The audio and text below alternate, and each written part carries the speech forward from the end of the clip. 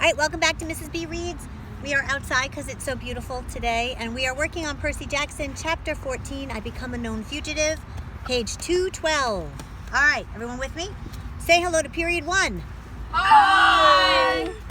Hello. I'd love to tell you I had some deep revelation on my way down, that I came to terms with my own mortality, laughed in the face of death, etc. Yeah, because where is he right now? What's happening with him?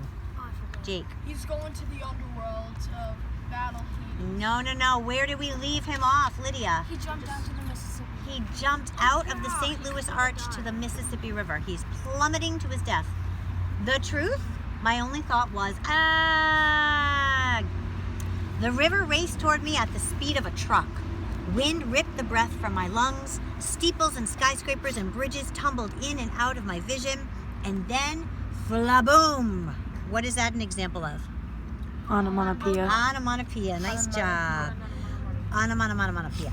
A whiteout of bubbles. I sank through the murk, sure that I was about to end up embedded in 100 feet of mud and lost forever. But my impact with the water hadn't hurt.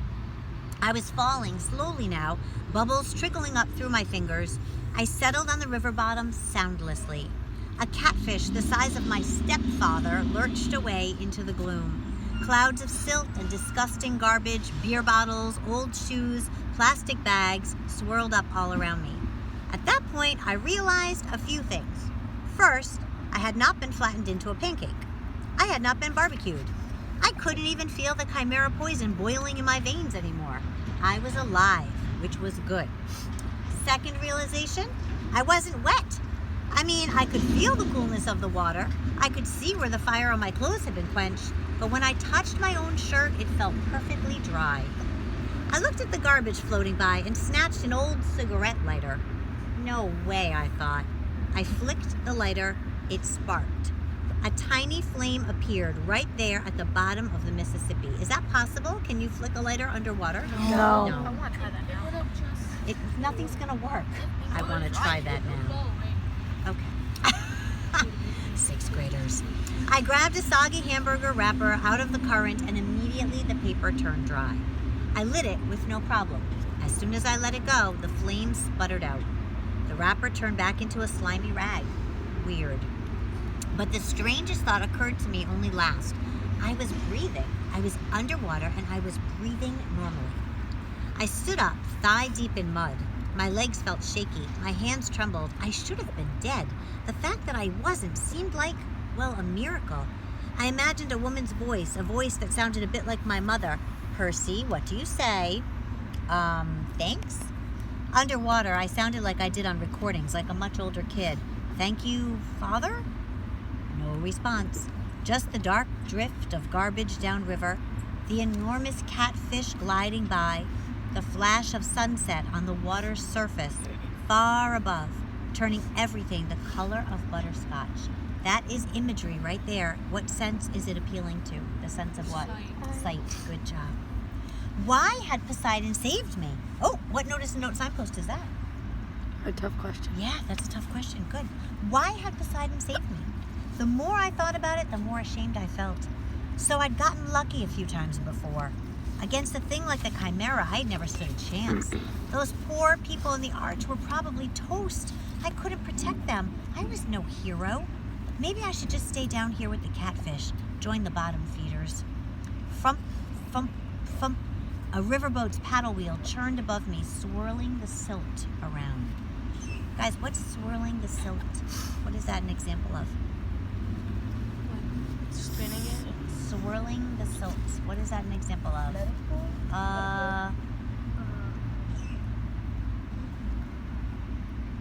Crickets. Do you know the crickets? Alliteration. Say it with me.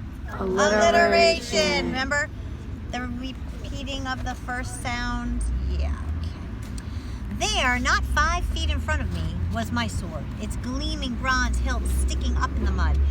I heard that woman's voice again. Percy, take the sword. Your father believes in you. This time, I knew the voice wasn't in my head. I wasn't imagining it. Her words seemed to come from everywhere, rippling through the water like dolphin sonar. What example of figurative language is that? Rippling through the water like dolphin sonar. It's a what? Swing. Yay! play. Good job. Where are you? I called aloud. Then, through the gloom, I saw her. A woman the color of the water. A ghost in the current, floating just above the sword. She had long, billowing hair, and her eyes, barely visible, were green like mine. A lump formed in my throat. I said, Mom? No, child, only a messenger, though your mother's fate is not as hopeless as you believe. Go to the beach in Santa Monica. What? It is your father's will. Before you descend into the underworld, you must go to Santa Monica. Please, Percy, I cannot stay long. The river here is too foul for my presence. Do you guys know where Santa Monica is? Where is that? What state is Santa Monica in? Do you know? Mexico? No, California. Santa Monica, California. But I was sure this woman was my mother, or a vision of her anyway. How did you? There was so much I wanted to ask, the words jammed up in my throat. I cannot stay, brave one, the woman said. She reached out, and I felt the current brush my face like a caress. You must go to Santa Monica. And Percy, do not trust the gifts. Her voice faded. Gifts? I asked. What gifts? Wait! She made one more attempt to speak, but the sound was gone. Her image melted away. If it was my mother, I had lost her again. I felt like drowning myself. The only problem, I was immune to drowning. Your father believes in you, she had said. She had also called me brave, unless she was talking to the catfish. I waded toward Riptide and grabbed it by the hilt. The chimera might still be up there with its snaky fat mother waiting to finish me off. At the very least, the mortal police would be arriving, trying to figure out who had blown a hole in the arch. If they found me, they'd have some questions. I capped my sword, stuck the ballpoint pen in my pocket. Thank you, Father, I said again to the dark water. Then I kicked up through the muck and swam for the surface. I came ashore next to a floating McDonald's. A block away, every emergency vehicle in St. Louis was surrounding the arch. Police helicopters circled overhead. The crowd of onlookers reminded me of Times Square on New Year's Eve. A little girl said, Mama, that boy walked out of the river. That's nice, dear, her mother said, craning her neck to watch the ambulances. But he's dry. That's nice, dear. A news lady was talking for the camera. Probably not a terrorist attack, we're told, but it's still very early in the investigation. The damage, as you can see, is very serious. We're trying to get some of the survivors to question them about eyewitness reports of someone falling from the arch. Survivors? I felt a surge of relief. Maybe the park ranger and that family made it out safely. I hoped Annabeth and Grover were okay. I tried to push through the crowd to see what was going on inside the police line. An adolescent boy, another reporter was saying. Channel 5 has learned that surveillance cameras show an adolescent boy going wild on the observation deck, somehow setting off this freak explosion. Hard to believe, John, but that's what we're hearing. Again, no confirmed fatalities. I backed away, trying to keep my head down. I had to go a long way around the police perimeter. Uniformed officers and news reporters were everywhere. I'd almost lost hope of ever finding Annabeth and Grover when a familiar voice bleated, Percy! I turned and got tackled by Grover's bear hug, or goat hug. He said, We thought you'd gone to Hades the hard way. Annabeth stood behind him, trying to look angry, but even she seemed relieved to see me. We can't leave you alone for 5 minutes. What happened? I sort of fell. Percy, 630 feet? Behind us, a cop shouted, Gangway! The crowd parted, and a couple of paramedics hustled out, rolling a woman on a stretcher. I recognized her immediately as the mother of the little boy who'd been on the observation deck. She was saying, And then this huge dog, this huge fire-breathing chihuahua?